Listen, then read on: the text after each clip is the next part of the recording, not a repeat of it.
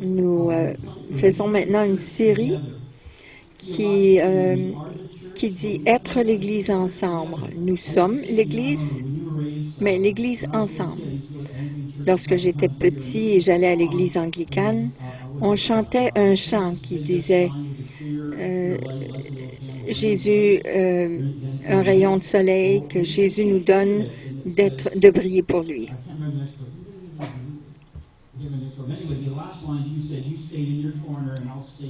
Alors, les dernières lignes disaient dans ce petit chant, toi dans ton coin sombre et moi dans le mien.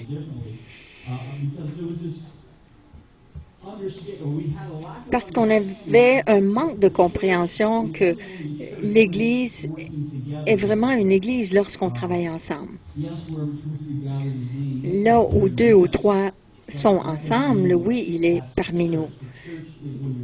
Mais l'Église, c'est lorsque nous sommes appelés à travailler ensemble, d'être ensemble et d'exprimer Christ ensemble comme Église.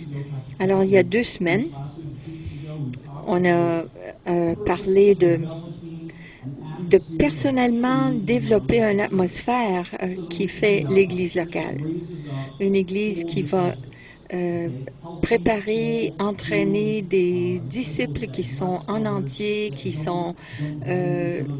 n'ont pas de bagages, une Église qui est guérie, qui est complète, d'avoir les yeux aussi avec la grâce de Dieu pour percevoir les besoins des gens autour de nous et se voir nous-mêmes tels qu'on est.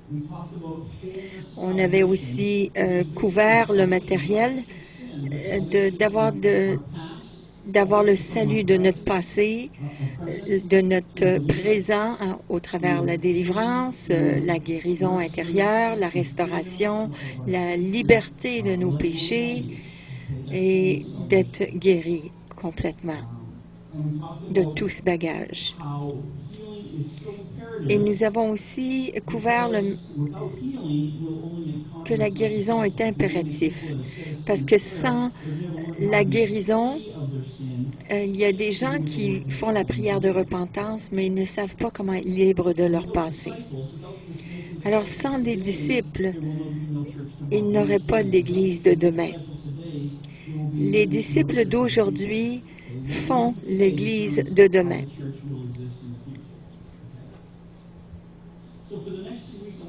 Alors, pour les prochaines semaines, j'aimerais partager avec vous des clés comme Église, comment nous pouvons ensemble être l'Église.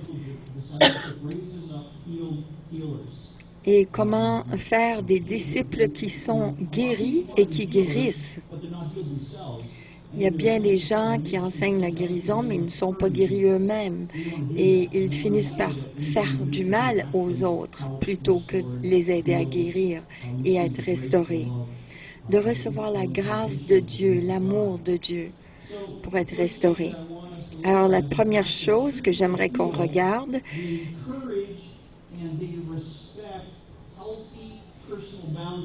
c'est que des églises qui guérissent, encouragent et respectent les limites,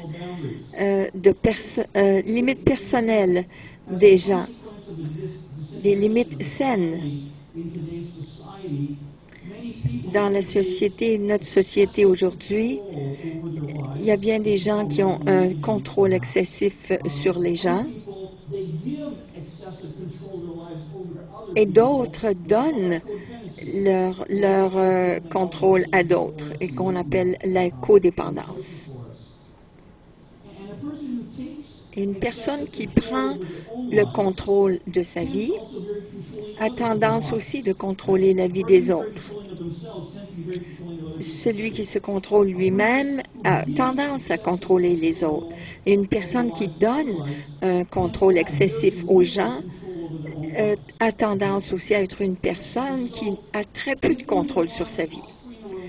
Alors, si nous sommes ceux qui offrent une relation envers les autres pour guérir, nous devons faire attention de 2 choses. Nous devons être sûrs que les relations que nous offrons sont saines. Nous ne devons pas être contrôlants ou agressifs envers les gens. Nous devons aussi faire attention que nous ne sommes pas non plus la source et leur aide à tout le monde. C'est Dieu qui est leur source. Nous devons les diriger vers Dieu qui est la source. Nous ne voulons pas que ces gens-là deviennent codépendants de nous. C'est bien que les gens disent « Bon, tu es la meilleure chose qui m'est arrivée, j'ai besoin de toi », mais ça peut devenir codépendance, que leur vie est formée par vous. Et ça, ce n'est pas sain. Aussi, nous offrons aussi une relation, nous voulons être sûrs d'offrir une relation profonde. Nous ne pouvons pas donner une relation profonde à tout le monde parce que nous allons nous épuiser à donner de nous-mêmes. Jésus avait 12 disciples. Et de ces 12, il en avait 3 avec qui il était intime. Et encore plus avec Jean, qu'il était très intime. Jésus ne pouvait pas prendre soin de tout le monde.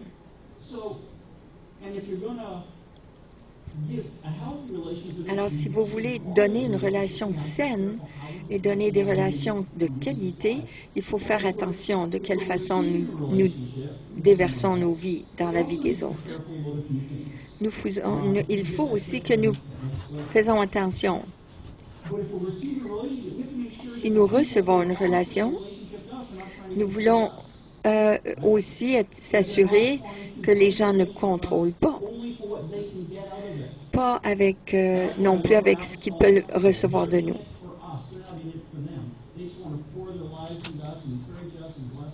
C'est ce que nous aimons de l'équipe apostolique. Ils veulent vider leur vie en nous et investir en nous. Mais nous ne voulons pas devenir codépendants des gens. Il faut être sûr que ces relations sont saines. Il y a aussi une limite.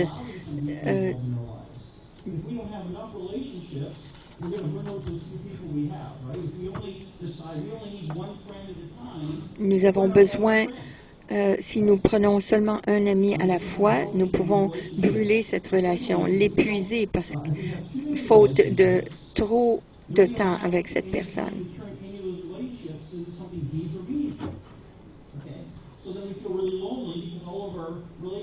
Alors, la qualité de la relation est importante et la quantité de la relation.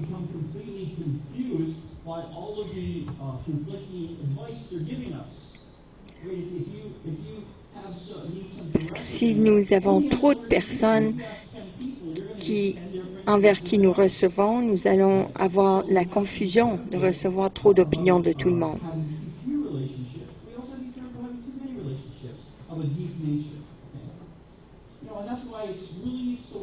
C'est pour cela que c'est important pour chacun de nous.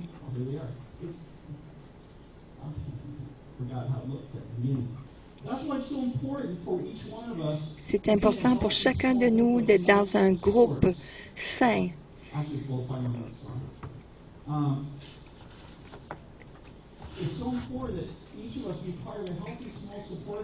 Que nous soyons dans un groupe de soutien où chaque personne peut recevoir et donner d'une façon appropriée et laisser Dieu agir.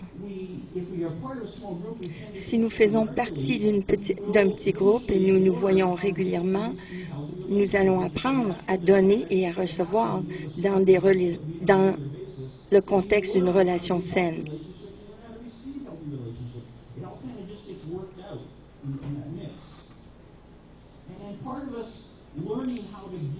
Une partie de nous, lorsque nous donnons et recevons, c'est d'apprendre à établir des limites saines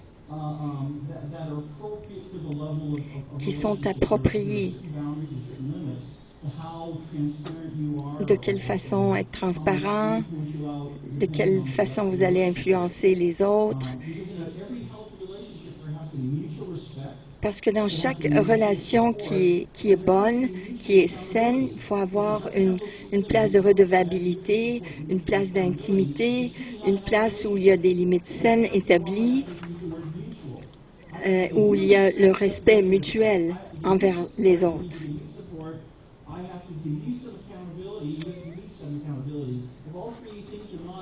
Et si ces trois choses-là sont dans ne sont pas dans cette relation, eh bien, ce n'est pas une relation saine.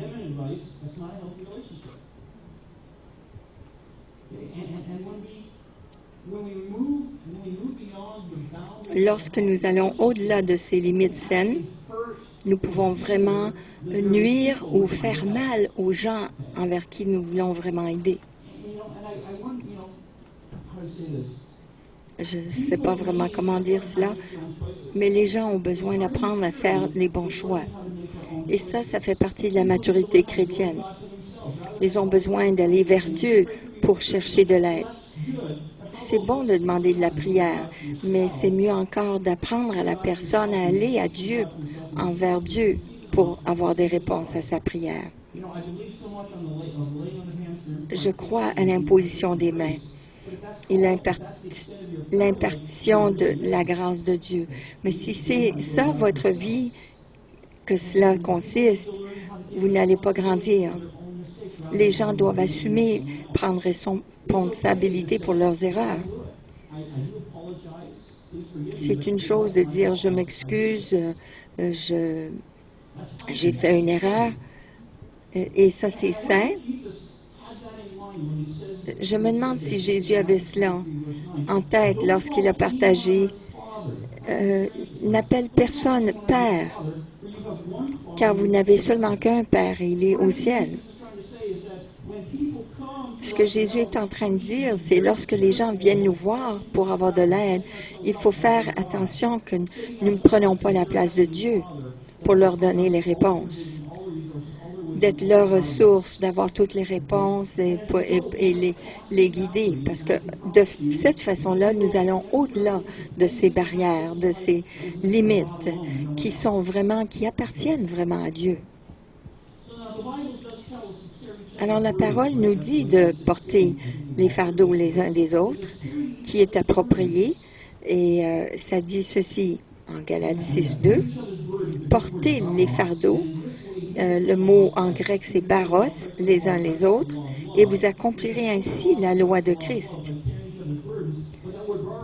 Mais ce mot « baros » veut dire ce sont des lourds fardeaux. Lorsque les gens ont des fardeaux très lourds, nous devons les aider à porter cette charge pour un temps, au lieu de les laisser tomber sous ce joug-là, ce lourd fardeau. Mais Galates 6:5 nous dit aussi « Car chacun portera son propre fardeau ». Le mot grec veut dire « fortion ». Fortion veut dire une charge, une tâche, un service, une responsabilité. Alors, ce que Paul est en train de nous dire, c'est que nous sommes responsables d'aider les gens lorsqu'ils ont trop de fardeau de la vie, mais nous sommes aussi responsables de démontrer, d'aider les gens à porter leurs propres responsabilités de jour en jour. Je ne devrais pas être en train de secourir mes enfants continuellement dans leurs finances, mais je dois leur apprendre à bien gérer leurs finances. Comment épargner, comment donner, comment avoir un budget.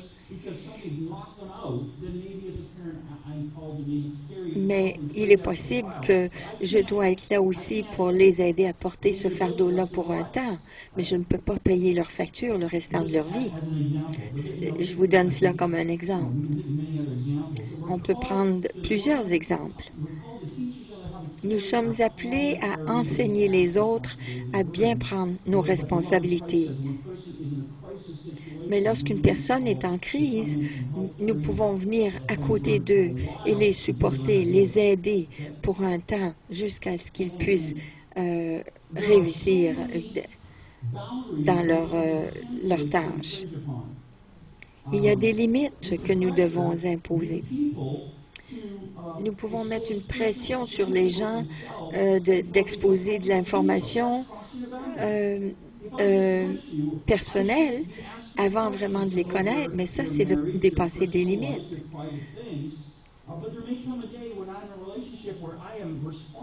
Il peut y avoir une journée. Si jamais nous avions une relation intime, je suis appelée à porter certains de ces fardeaux, d'avoir cette information pour vous aider.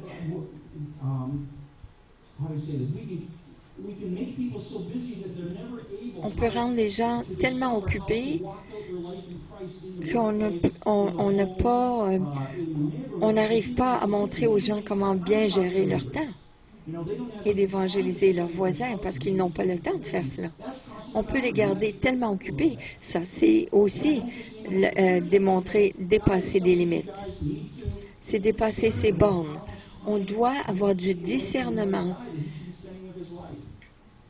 Il n'y a pas un homme ici qui devrait être en train de faire du ministère à tous les soirs de la semaine et négliger sa famille, sa femme et ses enfants. Et c'est la même chose pour les femmes. Ça, c'est dépasser des bornes. On n'a aucun droit d'exiger cela de vous. Mais on peut exiger des standards rigides des gens et qui n'ont pas de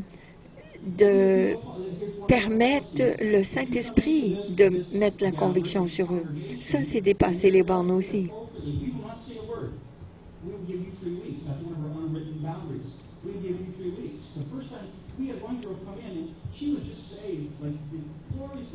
Nous avons eu une jeune fille qui n'avait jamais été à l'église et elle venait à l'église et elle avait ses robes de fête et elle est venue une semaine et on était content de la voir, mais on voyait un petit peu trop. Et elle est venue s'asseoir ici. Notre politique, c'est ne pas dire un mot. On veut le Saint-Esprit la convaincre. Alors, elle n'avait pas de linge, de vêtements pour aller à l'église. Elle avait ou ses jeans, ou elle avait ses robes de bal, ou ses robes de fête. Mais la troisième semaine, elle s'était trouvée des vêtements qui étaient appropriés parce que le Saint-Esprit l'avait convaincue. Et si vous essayez d'être le Saint-Esprit et d'imposer des choses aux personnes, vous dépassez les bornes. Alors, si cette dame aurait continué pendant quelque temps d'agir de cette façon, de s'habiller de cette façon, on l'aurait approchée, on lui aurait parlé, mais on a une politique de 3 semaines, qu'on laisse les choses se faire eux-mêmes. Et c'est aussi simple que cela. Et on doit penser de cette façon dans le terme de nos relations. Alors, si une personne n'a pas une bonne attitude, pourquoi pas lui donner du temps et laisser le Saint-Esprit agir et après quelque temps, si cette personne ne change pas, nous avons responsabilité de lui parler. Voici différentes façons que nous pouvons dépasser les bornes avec les relations avec les gens. Alors, si vous voyez ce vidéo maintenant, je vais vous montrer cette présentation.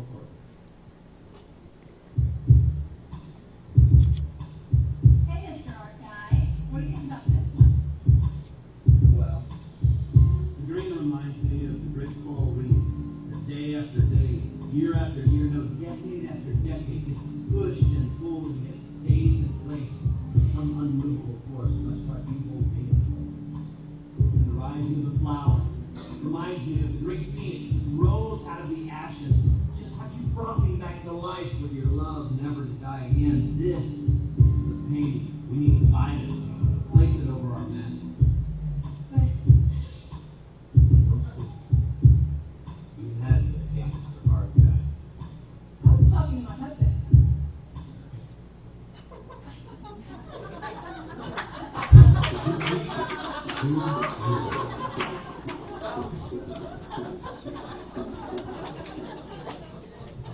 Good. Have some lights. Yeah, again, it's just a humorous example of how we can go too deep too quick. Okay?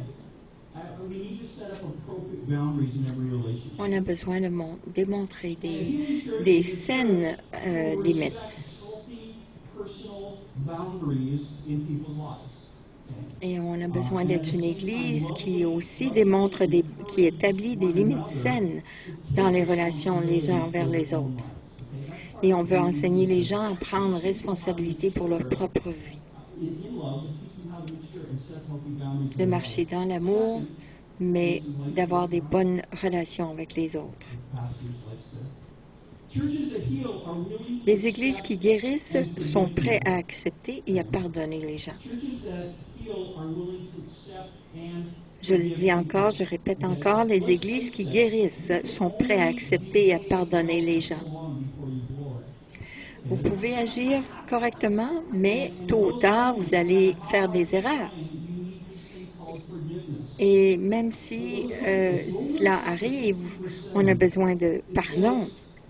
Si on regarde dans Romains 15, 7, ça nous dit « Accueillez-vous les uns les autres, comme Christ vous a accueillis. Acceptez-vous les uns les autres. » De quelle façon est-ce que Christ vous a accepté? Il vous a accepté en mourant sur la croix pour vous, même avant que vous sachiez de quoi ça consistait. Romains 5, 8 nous dit « Mais Dieu prouve son amour envers nous en ce que lorsque nous étions encore des pécheurs, Christ est mort pour nous, même avant que nous méritions d'être acceptés. Jésus est mort pour nous. » Et de quelle façon nous devons accepter les autres? De la même façon, même avant que nous ayons mérité l'acceptation. Même lorsque nous étions pécheurs, même lorsque nous étions ennemis de Dieu, Dieu nous a acceptés. Colossiens 3,13, ça nous dit « Supportez-vous les uns les autres, et si l'un a sujet de se plaindre de l'autre, pardonnez-vous réciproquement. De même que Christ vous a pardonné, pardonnez-vous aussi. » Pardonnez-vous. Quel que soit le sujet que vous ayez à vous plaindre de l'autre, les choses qui ne font pas votre affaire, pardonnez-les. Et pardonnez comme Christ vous a pardonné. Pardonnez. De quelle façon est-ce que Christ nous a pardonné?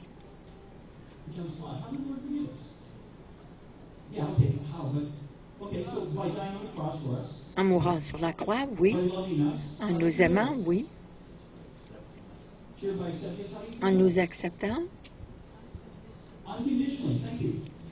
Inconditionnellement.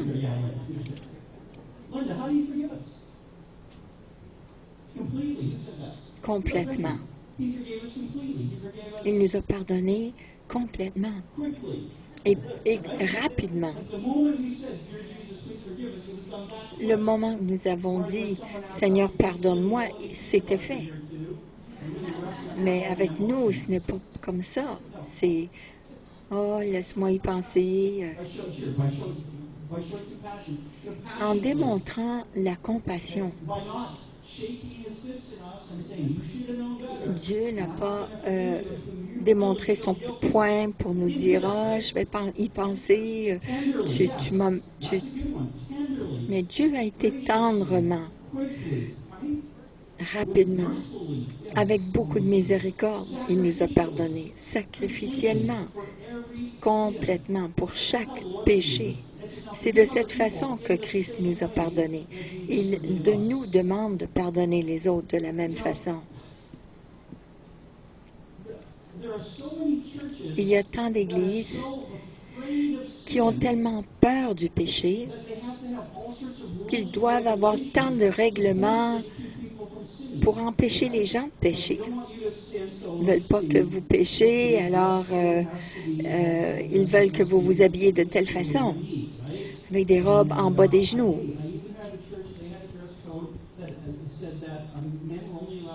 Il fallait que Je suis déjà allée à une église où ils exigeaient que les hommes aient seulement un bouton enlevé au collet. Il faut avoir tant de règlements pour nous empêcher de pécher. Il y a quelqu'un qui m'a approché dernièrement qui m'a dit « Oh, il faut avoir plus d'activités pour les jeunes parce qu'il faut les empêcher d'aller sur la rue puis de pécher. » Ça serait mieux, je lui ai dit, ça serait mieux qu'on leur enseigne à ne pas faire de mauvais choix. Ils veulent que nous, l'Église, on prenne responsabilité pour empêcher les jeunes de pécher. Et si vous allez imposer plein de règlements, vous leur donnez juste la permission de pécher. Je n'ai pas besoin de licence pour pécher. Je suis capable de pécher de moi-même.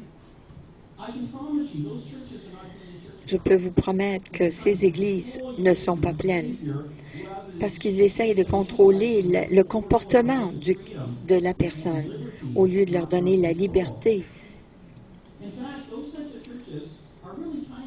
Ce genre d'églises sont une offense à Dieu. Regardez dans Colossiens 2, 20 à 23. Ça nous dit ceci. « Si vous êtes morts avec Christ au rudiment du monde, pourquoi, comme si vous viviez dans le monde, vous impose-t-on ces préceptes? Ne prends pas, ne goûte pas, ne touche pas. Préceptes qui tous deviennent pernicieux par l'abus et qui ne sont fondés que sur les ordonnances et les doctrines des hommes. Ils ont à la vérité une apparence de sagesse en ce qu'ils indiquent un culte volontaire de l'humilité, le mépris du corps, mais ils sont sans aucun mérite et contribuent à la satisfaction de la chair. Ils nous font paraître très pieux, mais c'est une fausse humilité. Et c'est le mépris du corps. Mais ils n'ont aucun mérite parce qu'ils contribuent à la satisfaction de la chair. Voilà ce que c'est les règlements. N'ayons pas peur du péché. Adressons-le plutôt, ce besoin.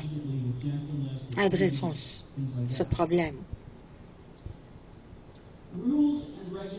Les règlements et le jugement sont des outils des gens qui ne savent pas comment s'approprier de la grâce de Dieu. Ils ne savent pas comment faire confiance à la conviction du Saint-Esprit. Ils essayent de faire le travail du Saint-Esprit sans son caractère et sans sa réponse. Romains 2,4 nous dit ceci. « Où méprises-tu les richesses de sa bonté, de sa patience, de sa longanimité? Ne reconnaissent pas que la bonté de Dieu te pousse à la repentance. » Oui, Dieu est entièrement, complètement juste et saint, mais c'est sa bonté qui nous pousse à la repentance, pas les autres choses. Combien plus nous qui ne sommes pas complètement saints et justes, combien plus devons-nous gagner les gens avec la gentillesse? On doit faire confiance à Dieu et démontrer son caractère. Est-ce que Dieu a entièrement pardonné? Même Judas qui l'a embrassé sur la joue et qui l'a trahi? Même ses meurtriers, lorsque Jésus était sur la croix, Jésus leur a pardonné. C'est une chose de pardonner quelqu'un qui fait une faute, une erreur qui dit « Oh, excuse-moi », mais c'est une autre chose de pardonner quelqu'un, non seulement essaye de te tuer, mais il croit qu'il glorifie Dieu en le faisant. Ça, c'est difficile à pardonner, mais Jésus l'a fait. Il croyait accomplir la volonté de Dieu en faisant cela. Regardez Jean 20, 23. Ça dit, ceux à qui vous pardonnerez, Jésus a dit cela sur la croix. Il a dit, Père, pardonne-leur parce qu'ils ne savent pas ce qu'ils font. that they're Luc 23, 34. breaking your heart. They don't have a clue. Ils brisent ton cœur, Père. Ils ne reconnaissent pas, ils ne savent pas ce qu'ils sont en train de faire. Pardonne-leur. Just zealous. They don't have a clue what they're doing. Ils ne savent pas ce qu'ils font. Now, let's make an important clarification, though. Alors, faisons une clarification, par contre. Jésus a accepté tous, il a tous aimé tous, il a pardonné tous, mais il ne prenait pas plaisir à tous. Il savait que la bénédiction de son pardon était entre leurs mains. Père, pardonne-les, car ils ne savent pas ce qu'ils font. Mais est-ce qu'ils ont reçu son pardon? Il leur a offert le pardon. Mais est-ce qu'ils ont tous reçu le pardon? La responsabilité reste sur eux. Et s'ils le recevraient, il faudrait qu'ils reçoivent le pardon de Dieu.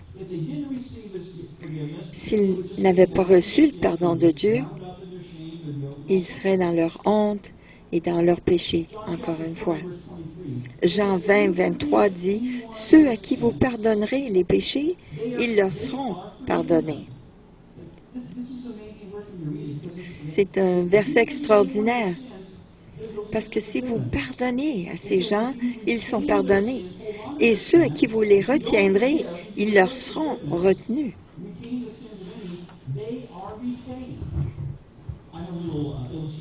J'ai une petite illustration de cela.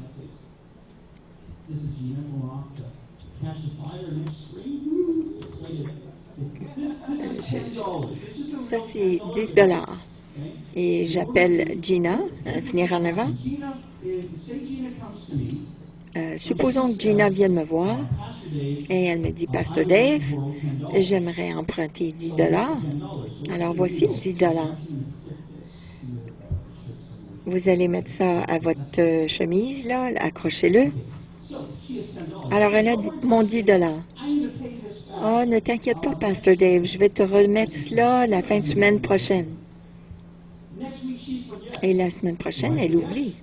Est-ce que moi j'ai oublié? Non. Elle a mon 10 $. Alors, elle vient, « Bonjour, Pasteur Dave. » Elle m'accueille, puis on s'aime beaucoup. Puis là, je vois le 10 $. Oh, j'ai dit, oh, ben, elle a probablement oublié. Alors, la semaine suivante, la première chose que je vois, c'est le 10 $. Et à toutes les semaines, je vois le 10 $. Il se peut qu'elle ait oublié. Il se peut aussi qu'elle me dise, oh, je m'excuse, Pasteur Dave, je t'ai emprunté 10 $ et je croyais qu'il y avait de l'argent et je ne peux pas vous repayer. Elle me doit une dette. Alors, le mot pardon, c'est un mot légal. C'est un terme légal qui veut dire annuler la dette qu'elle me doit. Et si je ne pardonne pas, je ne la pardonne pas, j'ai collé cette dette sur elle. Elle est attachée à cette dette. Et si je ne la pardonne pas, chaque fois que je la vois, ça affecte ma relation avec elle. Et elle s'en va, elle oublie, elle fait ses affaires. Mais moi, tout ce que je vois, c'est le 10 $. Et ça brime la relation entre elle et moi. Alors moi, j'ai des problèmes avec Dieu parce que je n'ai pas pardonné. Alors, c'est quoi la solution? Lorsque les gens nous offensent, nous font du mal, ils sont endettés envers nous. La seule façon de se libérer de cette dette, libérer ces gens de cette dette, c'est de légalement pardonner. C'est de prendre ce 10 $, il est pardonné. Si je le reprends, ce n'est pas le pardon. Mais ça, c'est pour lui donner. Alors, je lui donne.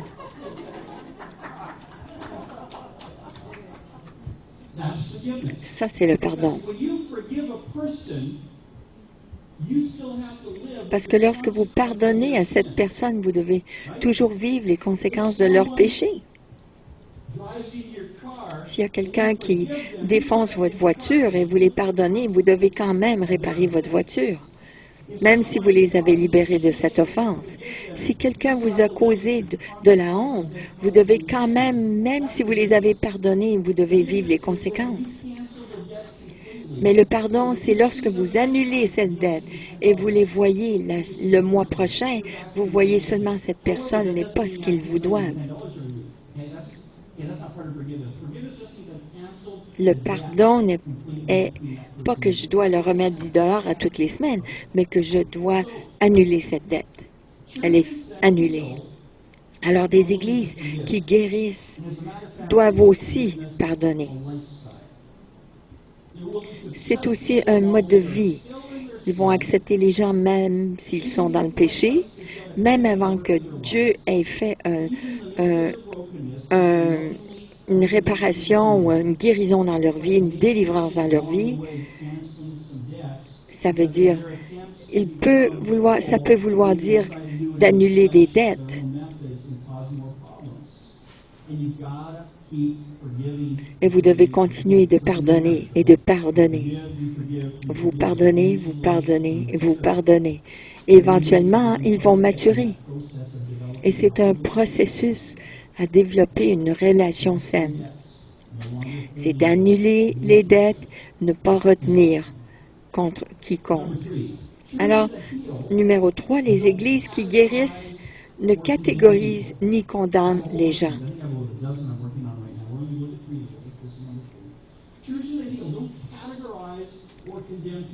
Ils ne catégorisent pas et ne condamnent pas les gens. Par exemple, Saddam Hussein, est-ce qu'il était un homme méchant? De ce que nous avons su, il était. Et lorsqu'ils l'ont capturé, ils l'ont sorti, ils se sont moqués de lui. Ils l'ont sorti avec cet homme, et ils ont sorti cet homme dans ses... Ils l'ont paradé dans les rues, dans ses sous-vêtements. Et cela m'a dérangé. On ne doit pas condamner. On ne doit pas catégoriser les gens. Il est de cette façon, donc, on peut l'humilier. Il était quand même le président d'un pays. La parole dit d'honorer ceux qui sont en leadership. Il y a une façon d'amener quelqu'un en justice, même lorsque nous l'honorons. Est-ce que vous croyez que ça a aidé les gens de ce pays parce que nous l'avons capturé, nous l'avons déshonoré en l'humiliant publiquement?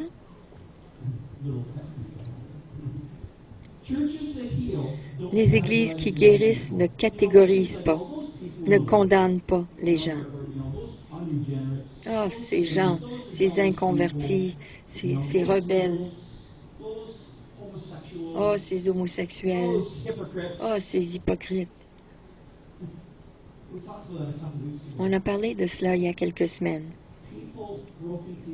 Des gens brisés, voilà ce qu'ils sont. Nous les catégorisons, mais ce sont des gens brisés qui recherchent des personnes qui les aideraient. Mais au lieu de cela, on les affiche, on leur donne une étiquette. Et des phrases de cette façon, ça révèle vraiment le fait que moi, je crois que je suis meilleur qu'eux. Je ne suis pas comme ça. Ça, c'est vraiment le pharisien qui ressort. Ce n'est pas trouvé dans la Bible où Jésus a fait cela. Jésus n'a pas critiqué les perdus. Il n'a pas catégorisé ceux qui étaient brisés, qui étaient confus, qui étaient des prostituées, des adultères. Il ne les a jamais critiqués.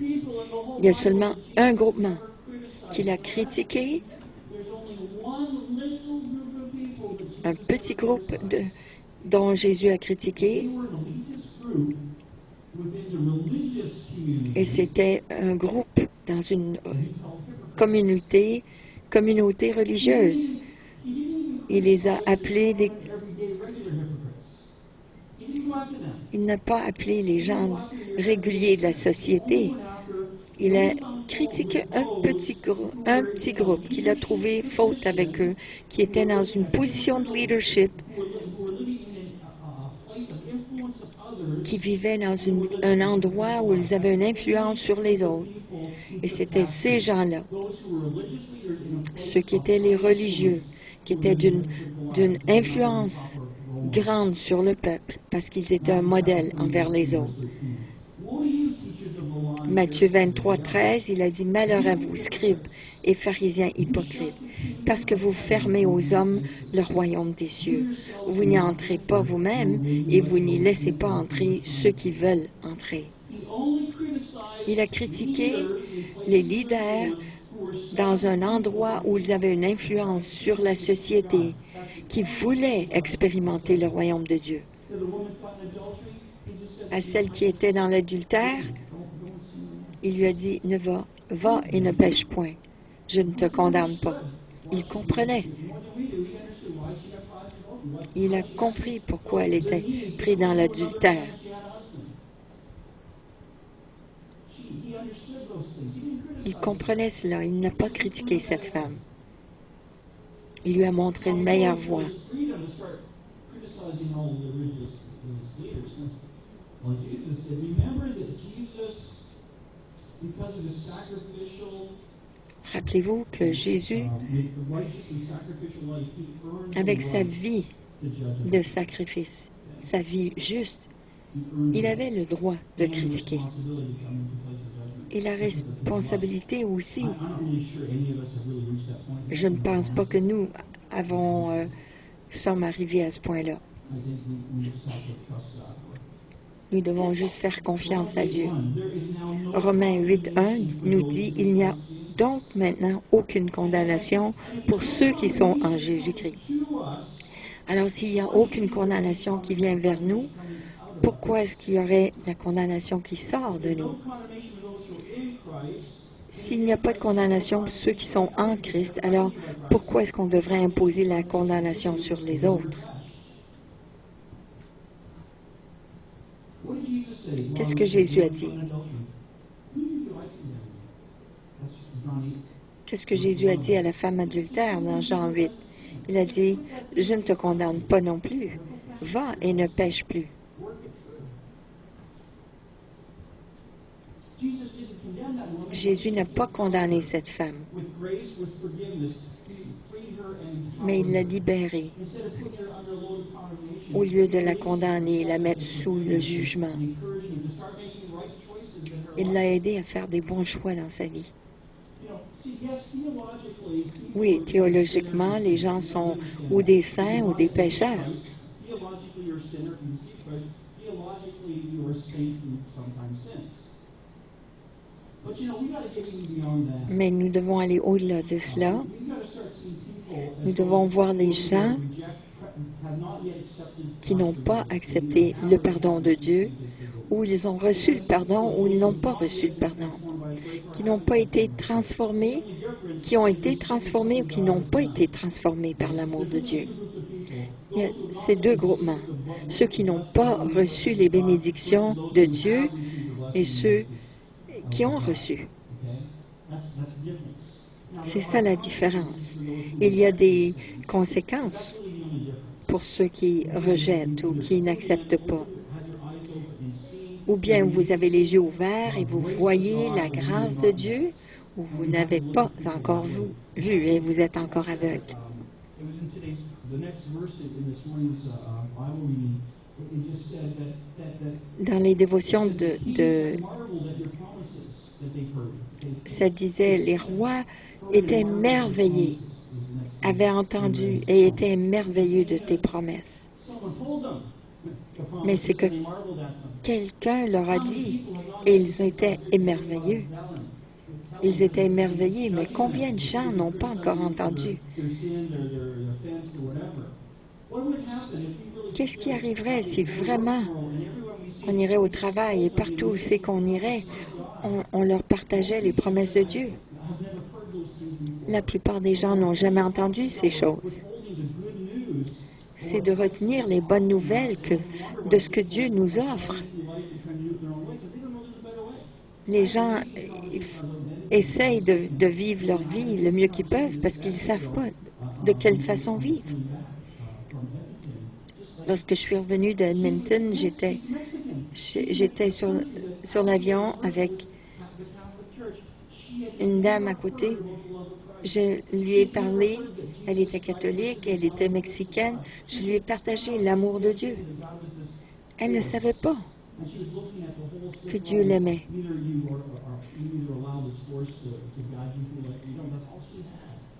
Tout ce qu'elle savait, c'était cette force. Elle parlait de cette force. 95% catholique, mais elle n'avait jamais entendu de l'amour personnel de Dieu pour elle et le sacrifice de Jésus.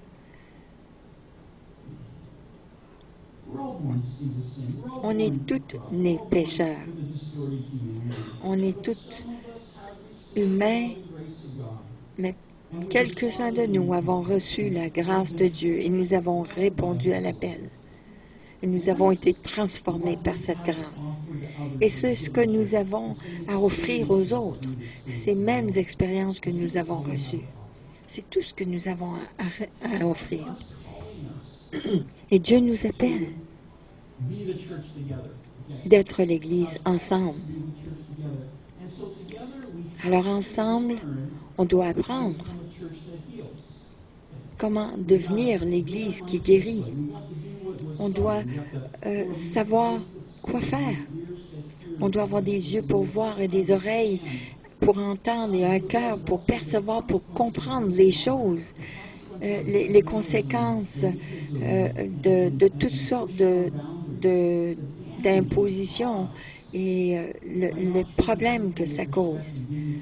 Lorsque nous ne traitons pas les autres avec respect, lorsque nous condamnons les autres, les gens qui sont comme nous, mais qui ne savent pas mieux.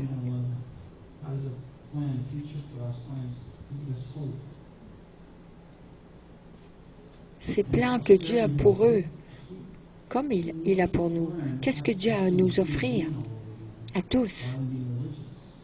Au lieu d'être religieux, on a besoin d'être plus comme lui. Il faut arrêter d'être si religieux. Juste d'être un être humain qui a reçu la grâce de Dieu et qui veut le transférer à d'autres. Je suis l'enfant du roi.